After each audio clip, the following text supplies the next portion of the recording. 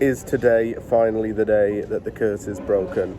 Did I not say that in the last preview I did when it involved the Brighton game? Did I not say that last year? Or 2 years ago? Maybe even 3 years ago? Doesn't matter how hard we try, the Brighton curse can never be lifted. But I don't know. Will it? Will it not? That remains to be seen. But one thing's for sure. It's about time we beat Brighton. And that can't be argued with.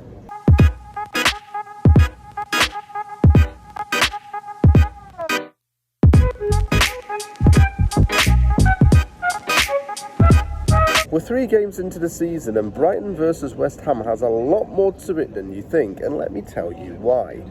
It's not because of this whole curse about Brighton beating West Ham and getting a result against West Ham every season and West Ham not being able to beat them. No, it's actually not about that. There's something else you might want to add to the list. Mohamed Kudus has come into the equation now, and what this means is that West Ham can have the bragging rights once this deal is supposedly done. Brighton initially had some inquiry into this player, but didn't end up pursuing him in the end. And West Ham's taken it a step further, and reports suggest that West Ham's agreed terms to sign the Ghanaian.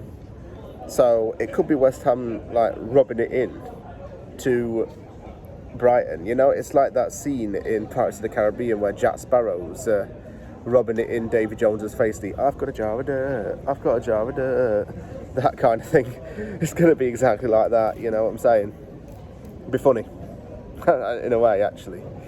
Because I've got a lot of respect for Brighton fans. I think it's a fantastic club, but it's about time West Ham beat them. So, Brighton fans watching this, don't take it too personal from me. It sounds like a cliche, but Brighton well and truly is the model football club. Look at the strides it's had. Moving from the Withdean Stadium to the Armex, going from League One to the Premier League, that's just the start of the dreaming. Having a club that has such a good infrastructure from the top to the bottom, everything from the first team to the reserves to the women's team, it's all well planned out and everything's long-term planning. I know the biggest thing this season was the fact that Brighton sold Caicedo, and for the British the English Premier League record fee of £150 million. Brighton's done well to get that. Let's not even slag that off. Brighton's got loads of money now to perfectly reinvest in the team. And reinvesting is what it's exactly done, because it understands that selling for profit is the way to go. They don't really care if they lose big stars, because, although it's sad to see them leave, they end up reimbursing that money and spending it on bigger players for a better long-term position. This season has been no exception. João Pedro came in from Watford, a creative Brazilian player who is known for penalty taking and being quite clinical. Igor, another Brazilian, who Jarrod Bowen, by the way, made mincemeat of against Fiorentina in the Conference League final. That's the same defender who Bowen mugged off to score the winning goal. So Bowen knows what to expect from this guy. Noel Atom has signed from RB Leipzig as well. He signed on the 11th of August. James Milner's coming to add some experience. Dahoud's coming from Borussia Dortmund on a free transfer. He was quite sought after, but that's another quality signing for them. Brighton's just very good with its wheeling and dealing. Its scouting system's incredible. And when it lost Caicedo, don't worry, because the scouts are looking in deepest, darkest Eastern Europe and deepest, darkest South America to find their replacement. So they're all right there. They're okay. They don't need to stress. The fans don't need to stress either.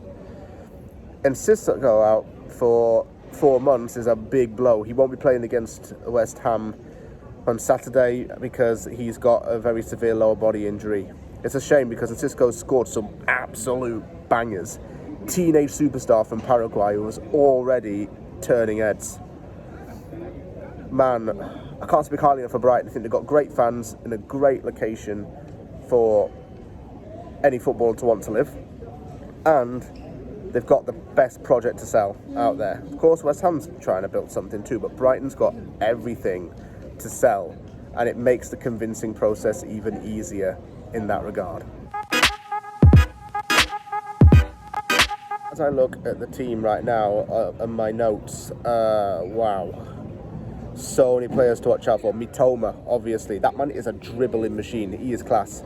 He is absolutely fantastic in class. Evan Ferguson's an 18-year-old Irish wonder kid who is making good use of the testament that Brighton's academy is superior to a lot of other teams.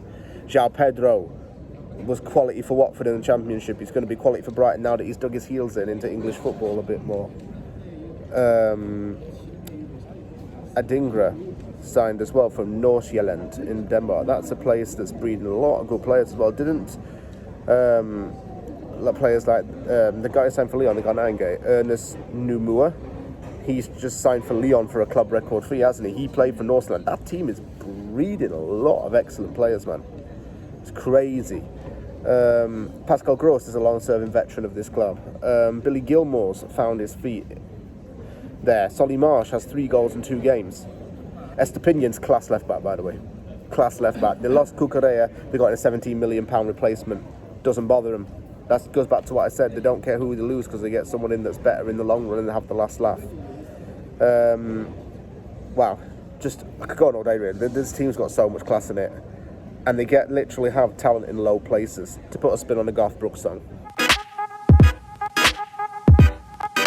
George Paris, a former midfielder and defender, started his career off at West Ham in 1982 and spent 11 years in the East End. He made 239 appearances and scored 12 goals.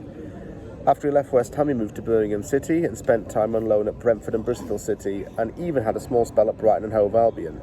After a little spell in Sweden with IFK Norrköping, he rejoined Brighton on a permanent deal, spending 2 years there. He's played 56 games and made 3 appearances. Played some football in the lower leagues and then retired in 1998. He even coached the Brighton and Hove Albion women's team from 2016 to 2017. Draw, because we don't beat them, but I don't think we'll lose. If Kudus had been signed earlier, it would have been a massive boost into this team. You will not know, he would have shredded them, I reckon. But Kudus is now going to have to wait to watch us not beat Brighton and then realise that we're cursed for life. Are we? Yeah. I just want us to beat Brighton, basically. But I'm just going to be real. I don't try to lie in these videos. I'm going to go 1-1 draw. But the fact that Brighton scored 4 goals in 4 goals, its first and second game of the season. So 8 games in total in 2 games, right?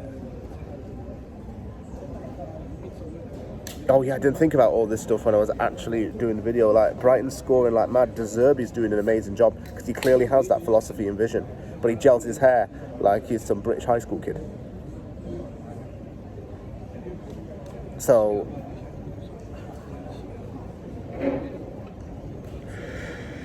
oh, it's weird what to think. I'm going to have to say 1-1 draw and die on that hill, even though it's the wrong hill to die on.